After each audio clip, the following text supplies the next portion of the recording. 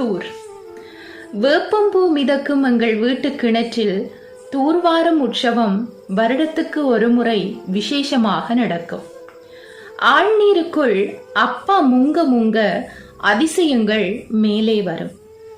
கொட்டாங்குச்சி, கோலி கரண்டி, கட்டையோடு உள்விழுந்த துருப்பிடித்த ராட்டினம், வேலைக்காரை திருடியதாய் சந்தேகப்பட்ட வெள்ளி டம்ளர், சேற்றுக்குள் கிளறி எடுப்போம், இது போல இன்னும் நிறையவே. சேருடா சேரு அப்படி என்று அம்மா அதட்டுவாள். என்றாலும் சந்தோஷம் கலைக்க யாருக்கு மனம் வரும்? பகைவென்ற வீரனாய் தலைநீர் சொட்ட சொட்ட அப்பா மேலே வருவார்.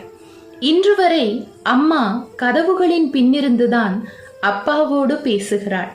கடைசி வரை அப்பாவும் மறந்தே போனார் மனசுக்குள் தூரெடுக்க.